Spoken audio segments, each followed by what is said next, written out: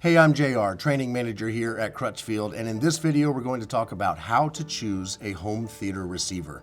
If you're here, you've probably already decided you want an amazing surround sound system with speakers all around your room making your TVs and movies come to life, way more so than a soundbar can do.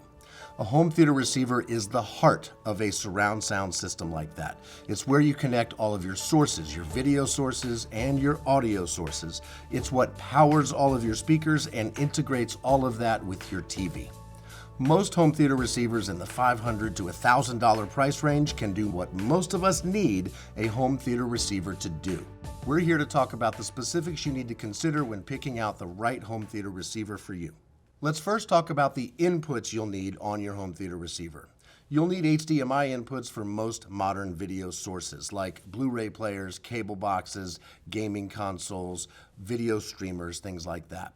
I recommend that once you have determined how many HDMI sources you have, make sure the receiver you get has at least a few more inputs than that. If you need 4, get one that has 6 inputs. This gives you room to grow and expand as time goes on. You'll also want to make sure that those HDMI inputs can handle all of the resolution and technology found in today's video sources, especially gaming consoles. If you have a newer Xbox or a newer PlayStation, you're going to want to make sure your home theater receiver has HDMI 2.1 inputs. Most of them do these days. Just make sure you have enough to plug in all your gaming consoles.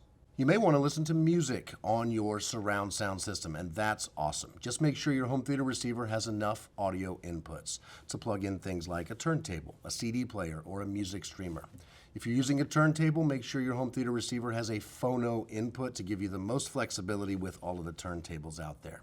For other things, you may just want to make sure it's either an analog or a digital connection and that the receiver has what your device requires.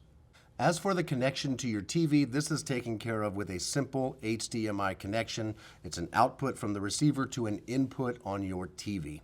Most TVs have audio return channel to send sound from your TV back into the receiver over that one cable. So if you're watching something from the over-the-air antenna or streaming apps on your TV, you can hear it in glorious surround sound. All right, let's talk power. Your home theater receiver's main job is to power the speakers in your surround sound system. You're going to see how many channels each home theater receiver has. Those channels correlate to speakers. A home theater receiver powers your front, left, and right, your center channel, surround, surround back, even speakers above you in a Dolby Atmos home theater system. Once you know how many speakers you want to power, you'll know how many channels you need. Once again, I recommend overdoing it just a little. If you know you want a 7-speaker system, get a 9-channel receiver at minimum. This allows you the most expandability. We have seen time and time again, people want to add more speakers to their home theater as time goes on, and you don't want to have to buy a new receiver just because you want 2 more speakers. Those are the main issues you really need to consider when picking out a home theater receiver. There's plenty of other smaller things to think about. You want to make sure it has networking capability if you want to play music.